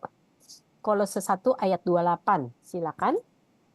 Seorang wanita yang sudah mendapatkannya boleh membaca di slide saya. Kolose ayat 28, demikian ya. firman Tuhan. Dialah yang kita beritakan. Apabila tiap-tiap orang kami nasihati dan tiap-tiap orang kami ajari dalam segala hikmat untuk memimpin tiap-tiap orang kepada kesempurnaan dalam Kristus. Ya, terima kasih. Ya, ikutilah teladan Paulus. Dia bilang bahwa tiap-tiap orang kami nasihati dan tiap-tiap orang kami ajari dalam segala hikmat untuk memimpin tiap-tiap orang kepada kesempurnaan dalam Kristus. Bahkan ayat 29-nya ya, saya bacakan. Ayat 29-nya Paulus tuh bilang di sini. Itulah yang kuusahakan dan kupergumulkan dengan segala tenaga, ya, sesuai dengan kuasanya yang bekerja dengan kuat di dalam aku. Ya, itu teladan Paulus, dia bergumul loh. Karena benar saudara yang kekasih, kalau kita sungguh-sungguh ikut di dalam Tuhan, maka itu ada satu dorongan dalam hati kita setiap kita bertemu dengan seseorang, bahkan orang yang belum kenal, pasti perasaan kita berpikir gini, roh dalam diri kita berpikir, orang ini udah kenal Tuhan belum ya? Orang ini udah kenal Tuhan belum ya? Saya mau membagikan tentang Kristus kepada dia. Nah, Paulus tuh bergumul terus supaya itu tetap ada di dalam diri dia dan dia melakukannya, mengajar orang lain, ya, memimpin orang kepada kesempurnaan dalam Kristus, dalam arti menyaksikan Kristus kepada orang lain. Yang B, jangan menyimpang kepada persoalan-persoalan umum. Ya, seperti yang tadi sudah saya jelaskan, ya, banyak orang yang telah siap. Kalau kita pergi menginjil, ternyata banyak orang kok udah siap menerima Kristus. Yang kita kelihatannya, orang itu udah lahir baru. Orang itu kayaknya rajin loh, aktivis gereja. Dari kecil udah Kristen, saya tahu kok tetangga saya di rumahnya sering bikin sekolah minggu dan lain-lain gitu. Tetapi sesudah kita berbincang-bincang dengan dia, ternyata mereka belum tahu bahwa menerima Kristus itu urusan pribadi. Bukan urusan kita lahir dari keluarga Kristen. Bukan masalah kita aktif di gereja. Seminggu 7 hari kita di gereja. Bukan itu. Ya. Dan yang D, yang terakhir ya, di poin yang ke-6 ini, hindarilah perdebatan. Ya. Jangan berdebat di dalam membacakan buku 4 hukum rohani. Ya, jika misalkan dia mulai berdebat, kita bisa katakan bahwa coba dengerin dulu ya, gitu ya, sampai habis, gitu ya. Dan usahakan tidak untuk berdebat. Nanti kakak-kakak pelatih akan lebih memperlengkapi lagi. Dan langkah yang terakhir yaitu harapkan hasilnya. Ya, harapkan hasilnya. Allah juga yang memakai kita dan mengharapkan hasilnya, hasil dunia yang diubahkan. Ya, itu pekerjaan Roh Kudus. Kalau saat ini banyak orang di luar sana bahwa orang tuh nggak butuh Tuhan kok. Manusia tidak membutuhkan Allah. Itu suatu kebohongan yang terbesar yang sebenarnya sedang ditanamkan ke dalam kepala kita. Supaya orang-orang itu tidak menerima Injil. Walaupun kita tahu teknologi sekarang sangat amat berkembang, ya. Apalagi dunia teknologi udah gitu ada AI sekarang, kalau kita mau cari apapun juga kita tinggal ketik itu semua keluar. Kita mau bikin apapun juga, misalkan merangkai teknologi baru, membuat robot, kita tinggal AI aja. Itu semua keluar spek-speknya dan lain-lain. Bahan-bahan apa yang kita perlukan, spare part apa yang kita butuhkan, itu semua keluar. Sehingga memang teknologi yang semakin berkembang ini, itu saya kadang-kadang berpikir, apakah ini salah satu alat iblis yang dipakai supaya orang makin lama tidak mau mengenal Tuhan. Ya, tapi mereka lupa. Kepandaian yang diberikan itu, mereka bisa menciptakan teknologi yang pandai itu, sebenarnya itu juga dari Tuhan. Kalau Tuhan tidak kehendaki, nggak akan mungkin mereka mempunyai kepandaian tersebut. Ya.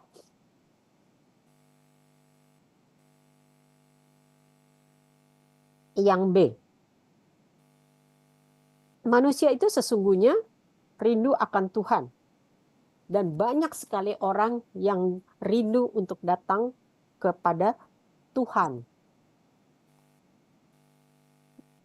Roh Kudus telah membangkitkan kerinduan itu di hati banyak orang. Ya, hanya Roh Kudus. Seperti tadi kita bilang kan ya, kalau orang tidak ditarik oleh Kristus nggak akan mungkin. Jadi sebenarnya Roh Kudus itu yang membangkitkan kerinduan itu di hati banyak orang. Jadi tugas kita hanya mencari, memberitakan tentang Injil. Pada waktu kita memberitakan tentang Injil, maka kita tahu siapa nih sebenarnya yang sudah Tuhan persiapkan. Siapa nih sebenarnya ladang Tuhan yang sudah menguning, yang siap untuk dituai. Dan mereka harus kita dekati dengan penuh kasih. Saudara kekasih, kita harus mendekati mereka dengan penuh kasih. Karena itu saya senang sekali bercerita tentang Kristus memakai buku 4 hukum rohani. Karena buku 4 hukum rohani itu dimulai dengan kata-kata yang penuh kasih. Ya, Tuhan Yesus punya rencana yang indah buat hidup kita. Ya, bukan diawali misalkan dengan jikalau kalian mati saat ini, apakah kalian akan ke surga atau ke neraka? Menyeramkan ya, ya, seperti itu. Dan bagian yang terakhir dari poin 8 ini yaitu percaya akan janjinya. Ya, percaya akan janjinya. Ya. Pada akhirnya, di sini ada ayat ya, Matius 21 ayat 22 dan Yohanes 4 ayat 35. Yuk, kita akan membaca bersama-sama ya. 1, 2, 3. Apa saja yang kamu minta dalam doa? Sudah? 1, 2, 3. Apa saja yang kamu minta dalam doa dengan penuh kepercayaan, kamu akan menerimanya. Ya, Yohanes 4 ayat 35. Bukankah Bukankah kamu mengatakan 4 bulan lagi tibalah musim menuai, tetapi aku berkata kepadamu, lihatlah sekeliling dan pandanglah ladang-ladang yang sudah menguning, aku sudah matang untuk dituai. Ya. Ya. Jadi saudara kekasih, lihatlah, ladang itu sudah menguning dan siap untuk dituai. Ya. Firman Tuhan bilang, mintalah kepada yang punya ladang. Ya. Siapakah tuaiannya itu? Siapakah penuai-penuai itu? Yaitu penuai-penuai itu yaitu saudara yang kekasih dan saya dan juga teman-teman semua yang ada di sini, itulah penuai-penuai yang sudah Tuhan siapkan. Ya. Sampai di sini.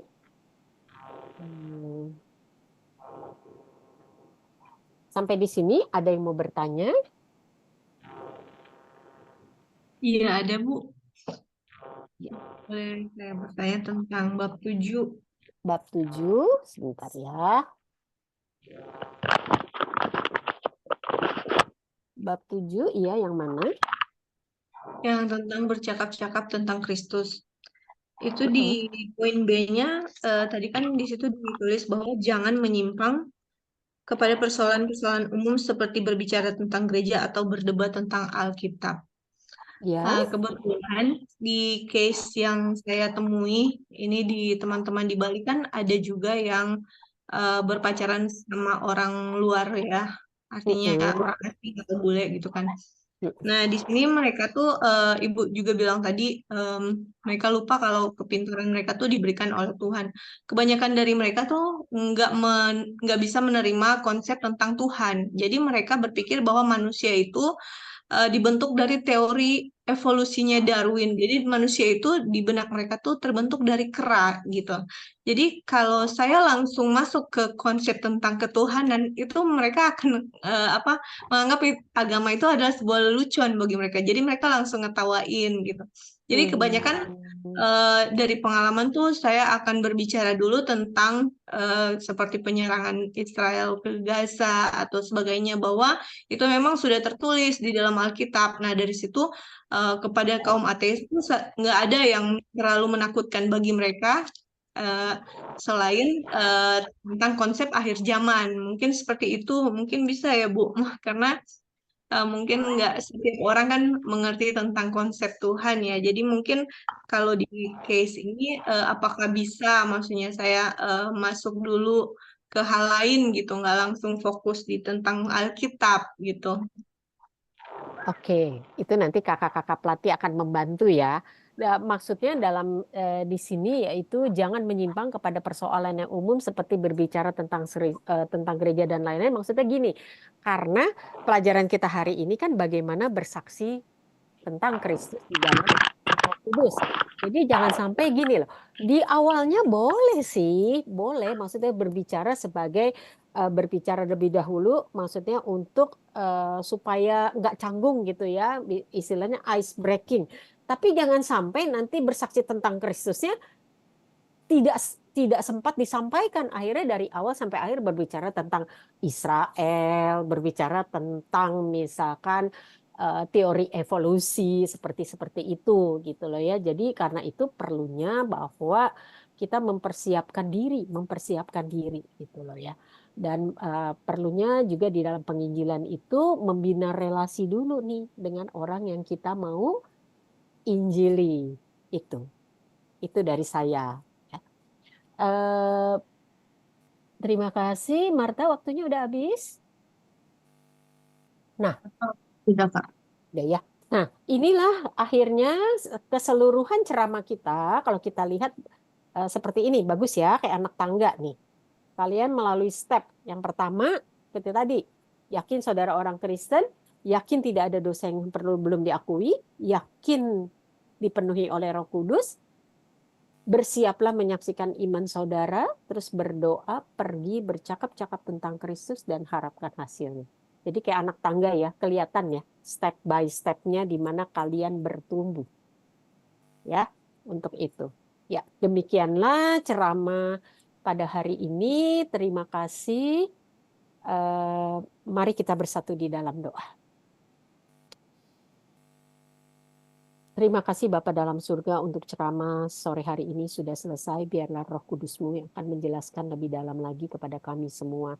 Tuhan, sekalipun kami tidak mempunyai kemampuan apa-apa, tetapi kami sudah mendengar bahwa kami sudah dibekali, kami bisa menjadi saksi Kristus yang efektif. Tolong kami Tuhan supaya boleh kami taat, hidup terus di bawah pimpinan Roh-Mu yang kudus, tetap mengikuti akan perintah Tuhan, dan tetap hidup kudus, sehingga kami boleh dipakai menjadi saksi-saksi Kristus yang efektif. Terima kasih Tuhan untuk jam pertemuan ini. Kami mau serahkan selanjutnya ke dalam tangan Tuhan. Dalam nama Tuhan Yesus kami berdoa. Amin. Saya serahkan kepada Melisa ya. Terima kasih Kak Shirley untuk Sebentar, saya stop. terima kasih Kak Shirley untuk materi pada siang hari ini. Luar biasa banget ya gimana kita diajar untuk dapat menjadi saksi Kristus. Dulu saya waktu zaman masih The Soul juga nih, jadi murid The Soul, sama tuh pelatih saya Kak Elis dan Bu Marlin. Setiap kali pertemuan mereka berdua selalu tanya, siapa yang udah kamu Injil di minggu ini? Udah baca 4 HR belum? Deg-degan sih, kayak aduh takut ditolak. Tadi Kak Shirley bilang pasti ada rasa ditolak atau dianggap kristenisasi gitu kan ya. Tapi balik lagi teman-teman, Kak Shirley tadi ada kasih poin penting ya, doakan dulu sebelum kita mulai mau menginjil. Jadi setiap hari kira-kira, duh Tuhan kayaknya pengen nih menginjil atau pengen bercerita kabar baik ke orang lain, doakan dulu, jangan langsung main serobot aja gitu. Karena balik lagi, kita bersaksi dengan tuntunan Roh Kudus, bukan atas dasar kemauan kita sendiri. Jadi siap untuk bersaksi ya semua teman-teman ya.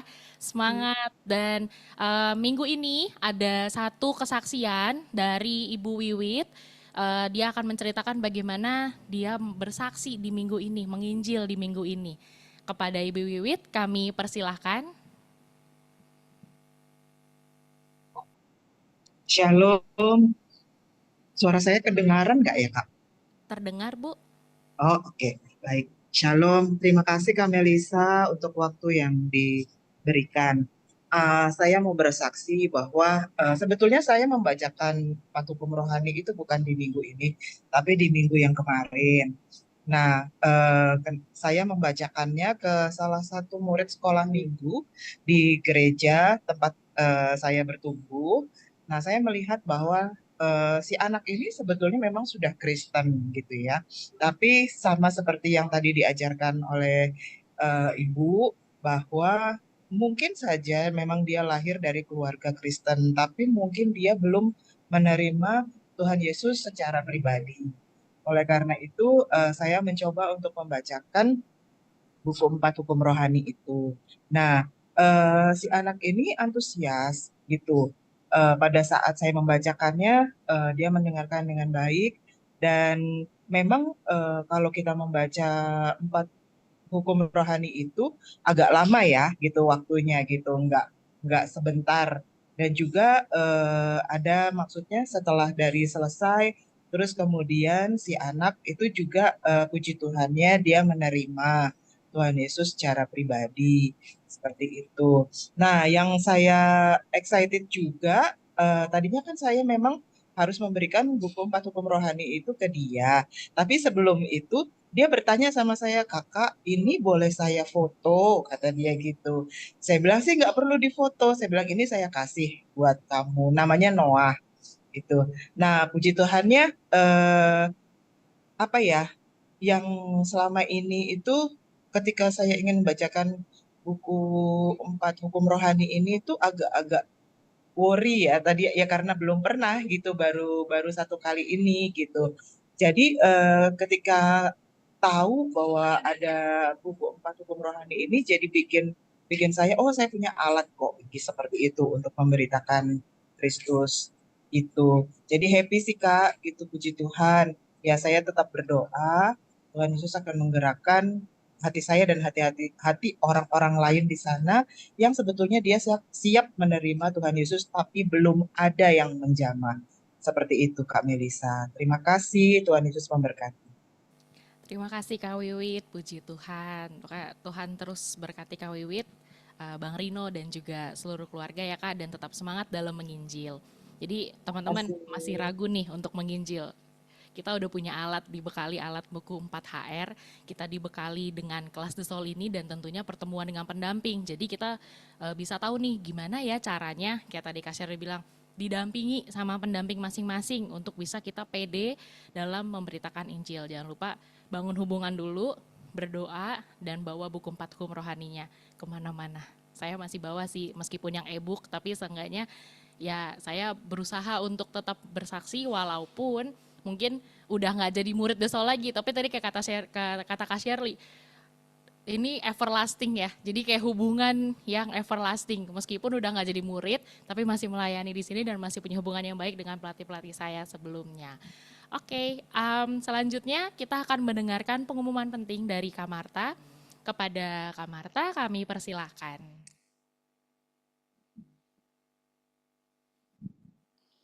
Makasih Melisa. Shalom, selamat siang semuanya.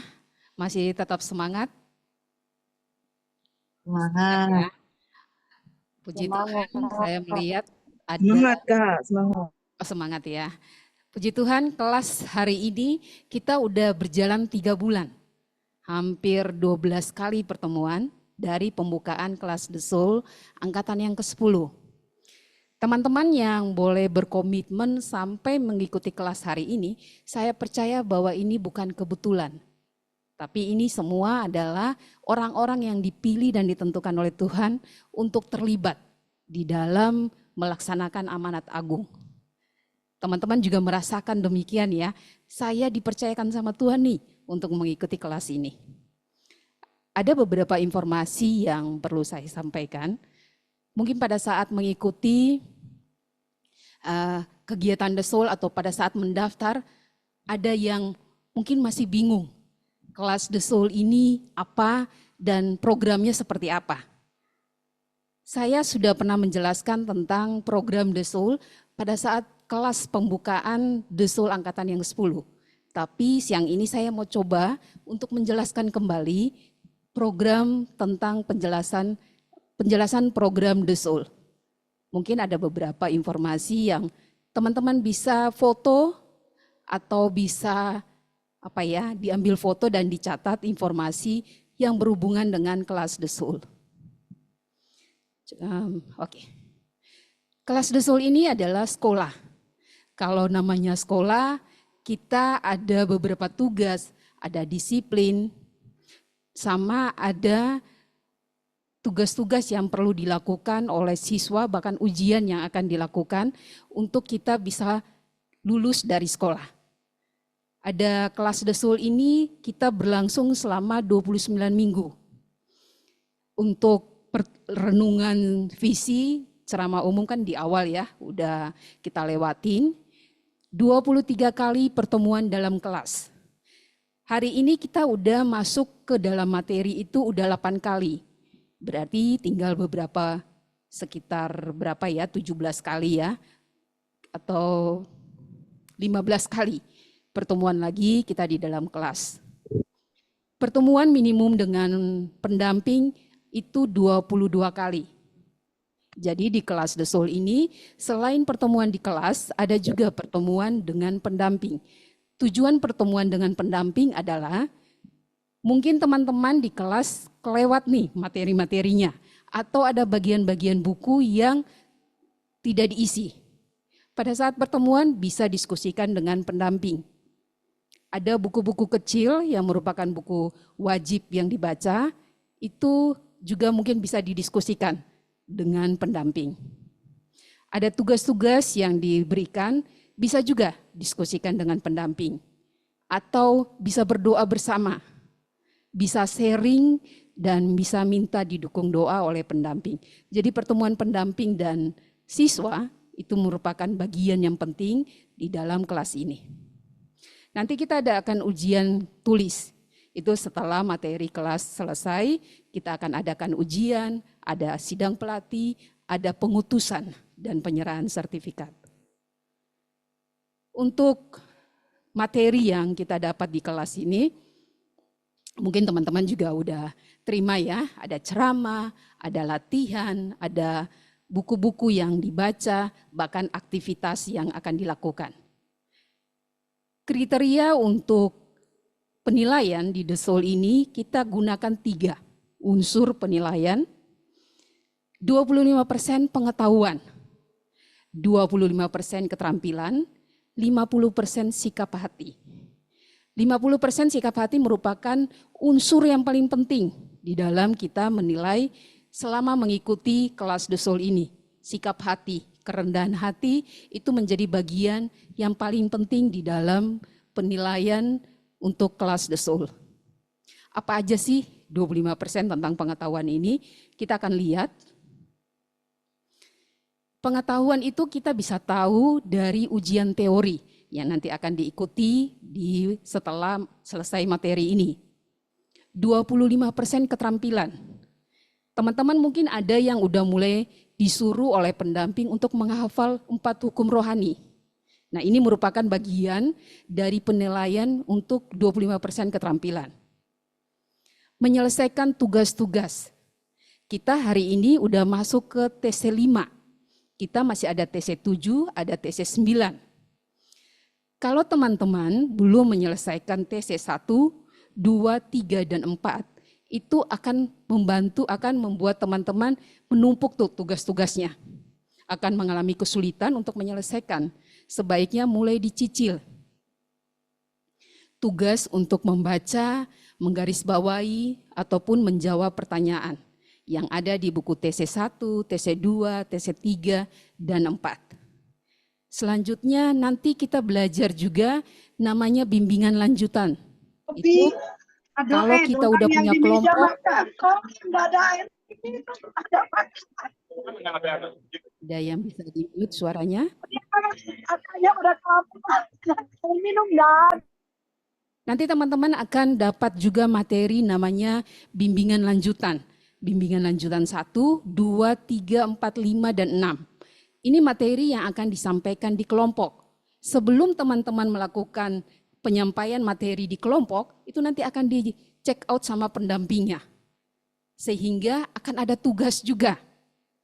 Kalau TC 1 nggak diselesaikan, nanti ada tugas baru dan itu akan menjadi beban buat teman-teman. Jadi mulai menyicil, mulai menyelesaikannya juga. Akan ada check out, akan ada buat tabel prioritas hubungan dengan Tuhan. Ini materinya nanti akan disampaikan juga, baru ada tugas. Ada juga menyusun PA. Nanti ini yang saya tandain biru adalah materi-materi yang akan diterima dan ada tugasnya juga. Jadi ini bagian dari penilaian untuk keterampilan. Itu poinnya adalah 25%. Kita akan masuk ke dalam 50% yang merupakan penilaian sikap hati. Nah, kita lihat nih, sikap hati ini benar-benar mau menunjukkan kerendahan hati kita semua, baik itu siswa maupun pelatih untuk sama-sama mengikutinya. Kehadiran di kelas. Jumlah kehadiran di kelas ini juga diperhitungkan bagian dari penilaian sikap hati. Nah, kehadiran di kelas, jumlah dan frekuensi waktu keterlambatan di kelas. Saya melihat ada beberapa siswa itu masuknya tuh sebelum jam kelas dimulai. Kita kelas mulai on time jam 2 siang. Tapi mereka boleh masuk sebelum jam 2 siang. Terima kasih ke Bu Ninda, Pak William, Pak Joni. Mereka joinnya lebih awal. Bagi teman-teman yang lain, kita usahakan juga minggu depan, minggu selanjutnya, seterusnya sampai kelas ini berakhir, kita on time, bergabung di jam 2 siang. Jumlah orang yang di PI merupakan bagian dari penilaian. Jumlah orang PI itu artinya kita praktek untuk membacakan buku 4 hukum rohani. Jadi teman-teman, kelas ini selain materi ada juga prakteknya. Ada latihan-latihannya juga. Kalau teman-teman nggak mulai praktek, ini akan mengalami kesulitan untuk bisa mengetahui bagaimana caranya membacakan 4 hukum rohani. Dan jumlah orang yang di PI merupakan salah satu bagian dari penilaian sikap hati. Yang poin ketiga, kedisiplinan kehadiran pada pertemuan dengan pendamping. Ini merupakan bagian dari penilaian juga. Jadi diusahakan untuk diadakan pertemuan dengan pendamping. Tapi di dalam pertemuan dengan pendamping, jadikan kesempatan untuk sama-sama bertumbuh. Siswa bertumbuh, pendamping juga bertumbuh untuk sharing materi-materi yang didapat di The Soul ataupun tugas-tugas yang diselesaikan. Yang keempat adalah jumlah penanganan dan kelompok pembinaan.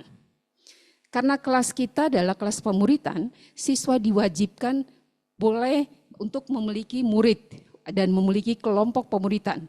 Di dalam kelompok yang dibina itu minimal 2 orang.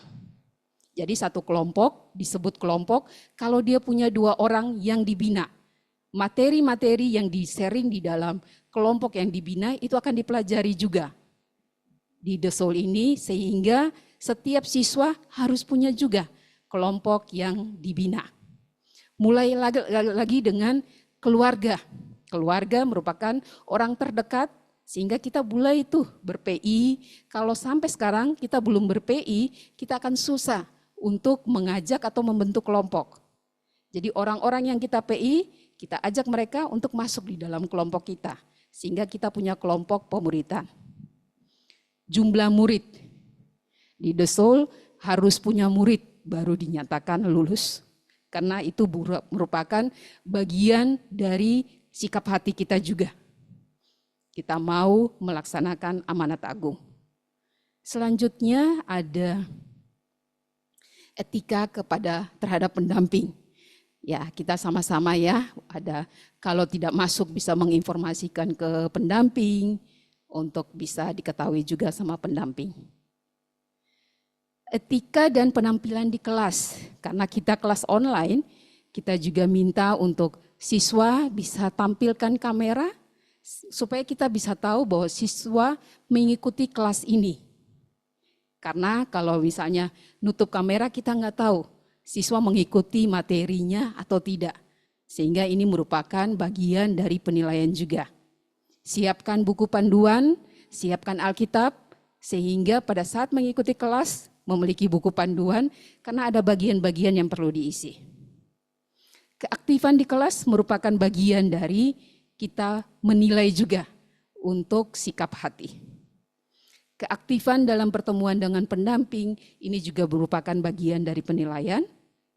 Konsistensi pelayanan di PKKO, kalau teman-teman ada yang belum memiliki pelayanan bisa bergabung dengan kegiatan-kegiatan PKKO atau yang aktif di gereja, kampus, sama kantor.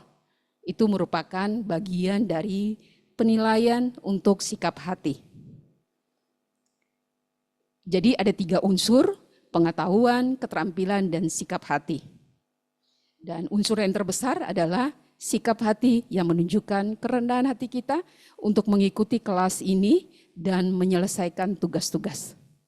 Yang paling terutama adalah materi itu tidak hanya untuk kita, tapi kita sharing juga kepada orang lain, baik itu PI maupun kelompok yang akan kita buat. Selanjutnya, ya seperti yang tadi saya bilang, sikap hati adalah persyaratan dasar kelulusan. Jadi kita harus punya murid, menjalankan tugas penginjilan dan pembinaan, dan kehadiran di kelas minimal 75%. Nanti hasil kelulusannya akan ditentukan pada sidang pelatih. Jadi di akhir kelas setelah ujian akan ada sidang pelatih yang menentukan kelulusan dari siswa. Ya. Kita akan selesai dan akan mendapat sertifikat. Kita akan penyerahan sertifikat itu pada tanggal 30 November. Jadi teman-teman siswa jangan merasa terbeban dengan tugas, dengan apapun yang menjadi persyaratan kelulusan, tapi anggaplah bahwa apa yang kita lakukan untuk Tuhan, bukan untuk pendamping, bukan untuk orang lain, tapi untuk Tuhan.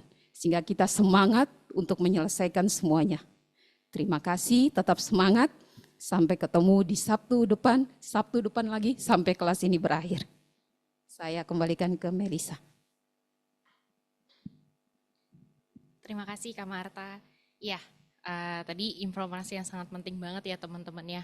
Nggak berasa di November ya tadi Kak Marta ya, terakhir ya. Sekarang sih kayaknya masih Juli, November masih lama. Nggak berasa, tiba-tiba ntar udah Agustus, September, Oktober, ujian. Jadi tetap semangat teman-teman, terus komunikasi dengan pendampingnya, terus kejar catch up apa yang ketinggalan, dan tentu saja jangan lupa untuk ber-PI dan membuat kelompok. Oke, sebelum kita mendengarkan informasi The Soul, kita angkat satu pujian, Tuhan menetapkan langkah-langkah orang.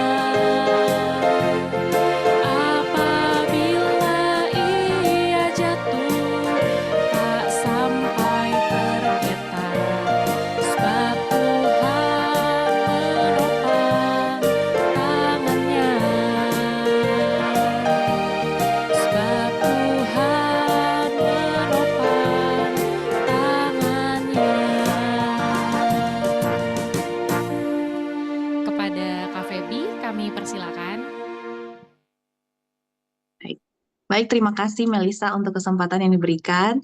Shalom Bapak Ibu, selamat sore bagi kita semua. Oke, selamat sore ya. Kami pengurus The Soul Angkatan yang ke-10, sekali lagi mengucapkan banyak terima kasih kepada Kak Shirley Felder yang sudah menyampaikan materi bagaimana bersaksi dalam roh pada siang hari ini. Kami juga mengucapkan terima kasih kepada semua tim penata layan yang sudah melayani, MC, Melisa, kemudian ada Pak Roy sebagai musik dan juga ada multimedia. Terima kasih banyak untuk pelayanannya. Tuhan Yesus memberkati kita semua. Bapak, Ibu, saudara-saudara, kita akan mendengarkan informasi The Soul.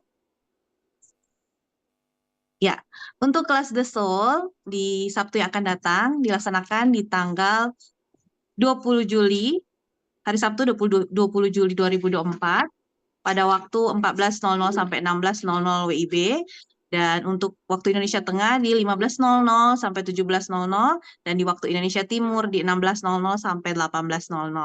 Kemudian untuk temanya itu adalah transferable concept juga yang ke-7, yaitu bagaimana membantu melaksanakan amanat agung. Pembicaranya adalah Kak Roni Kesaulia ya. Kak Roni Kesaulia ini dia berdomisili di Jerman saat ini ya. Puji Tuhan. Jadi jangan sampai kita lewatkan ya kelas berikut. Harap semuanya bisa join ya. tepat waktu supaya kita bisa sama-sama belajar mengenai bagaimana membantu melaksanakan amanat agung. Untuk informasi berikutnya, oh ya, aktivitas dalam minggu ini ya, aktivitas dalam minggu ini yang perlu kita siswa-siswa lakukan. Bagi yang belum menyelesaikan TC1, TC2, TC3, dan TC4, harap bisa segera menyelesaikan ya, membaca, menggarisbawahi, menjawab pertanyaan pada buku TC tersebut, dan juga hari ini kita sudah masuk TC5 ya, jadi jangan lupa ya untuk menyempatkan waktu untuk membaca dan menggarisbawahi buku-buku TC yang sampai dengan TC yang kelima yang kita terima pada siang hari ini. Nah, kemudian kita selalu didorong untuk membacakan buku 4 hukum rohani kepada keluarga, kerabat, atau teman. Jadi siswa-siswa semangat ya, hari ini kita sudah belajar 8 langkah untuk yang penting untuk kita lakukan untuk sebuah kesaksian yang berhasil ya. Jadi jangan takut lagi karena kita sudah diperlengkapi nih, ada langkah-langkah yang penting yang harus kita lakukan sebelum kita bersaksi ya. Jadi semangat selalu, jangan lupa untuk terus bersaksi dengan menggunakan sarana buku 4 hukum rohani.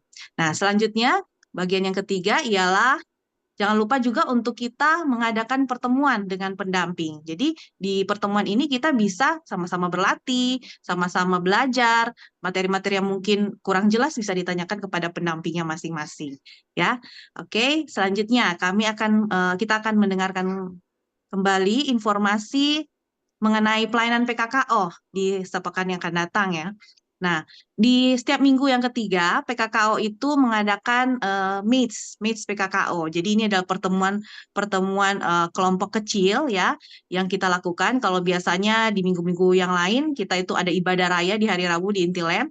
Nah, untuk hari Rabu di minggu yang ketiga setiap bulannya kita ada meets. Nah, di situ teman-teman bisa lihat ada beberapa tempat kelompok untuk kelompok match yang di PKKO, ada yang Sol di Ratangga Coffee Bean Jakarta Selatan di Panglima Polim, kemudian ada match Sudirman di WTC ya Jenderal Sudirman, kemudian ada match Jakarta Pusat di GPDI Philadelphia Kramat 5 Jakarta, ada match BSD di Kencana Loka, dan kemudian ada match Kuningan di Warung Kopi Jajah Abadi, dan yang terakhir adalah match Alvin Girsang ya via Zoom meeting. Jadi bagi saudara-saudara yang mungkin ada di sekitar daerah-daerah yang di sekitar daerah Jakarta dan sekitarnya, bisa menghubungi PIC yang tercatat di slide masing-masing, di slide ini ya, di slide ini untuk bisa ikut match gitu ya, bisa ada pertemuan untuk ikut match, sama-sama belajar firman Tuhan, sharing di dalam match, kelompok match tersebut.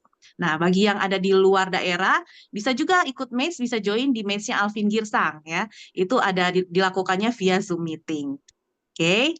Di sini ada PIC-nya masing-masing ya, bisa saudara-saudara capture dulu, nanti bisa dihubungi.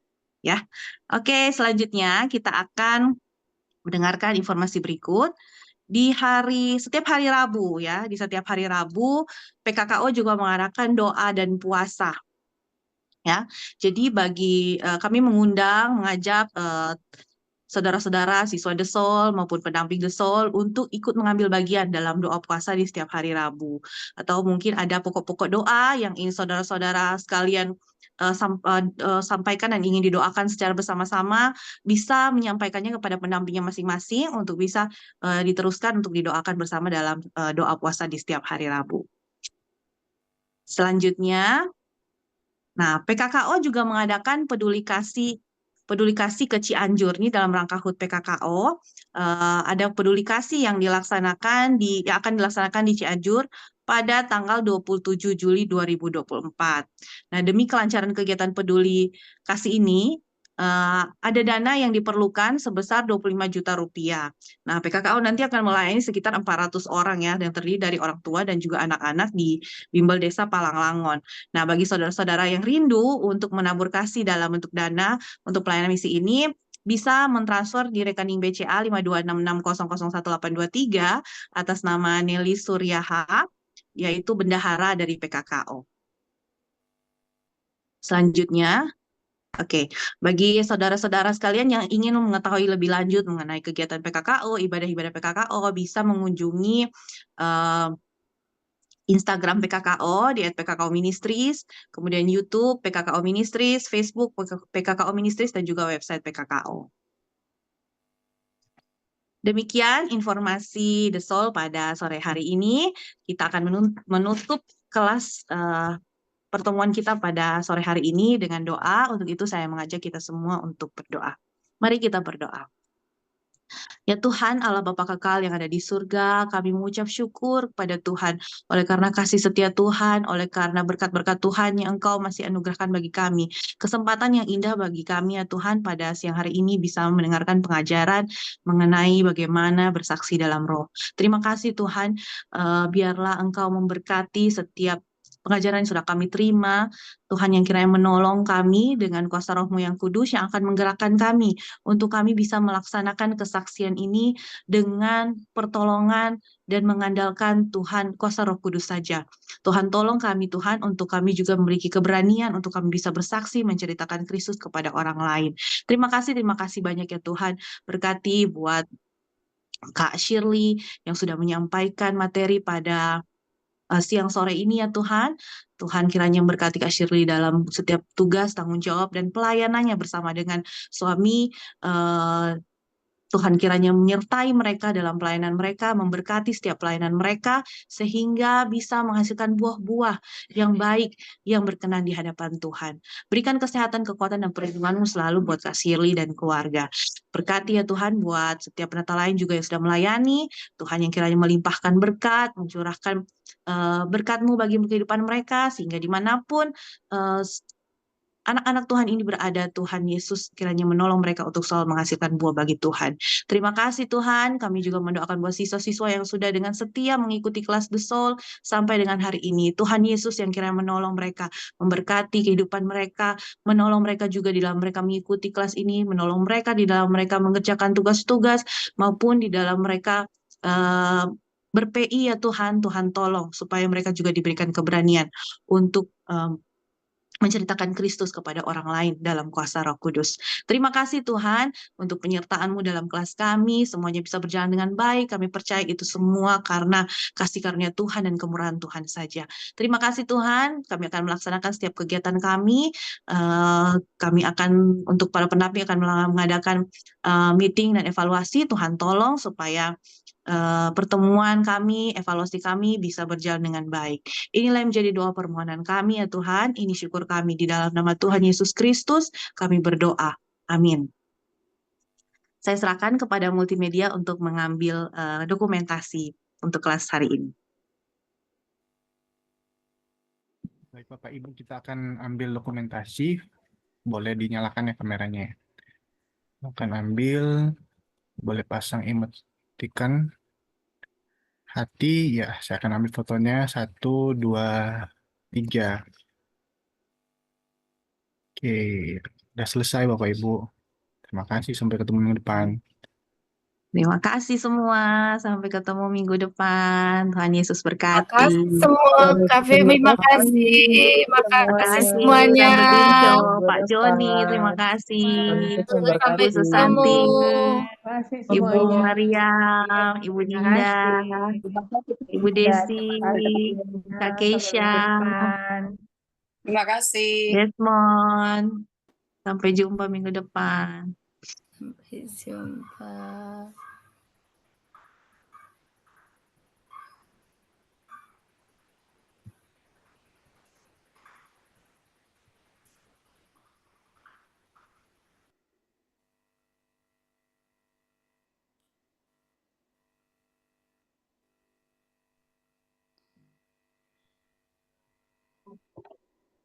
Puji Tuhan. Jangan dekat. Oke. Kak Ernita nggak itu ya? Keluar ya? Hilang Kak. Hilang ya? Oke. Terima kasih teman-teman. Puji Tuhan kelas kita hari ini sudah selesai. Oke, Ernita udah bergabung ya. Sebelum kita masuk di dalam evaluasi,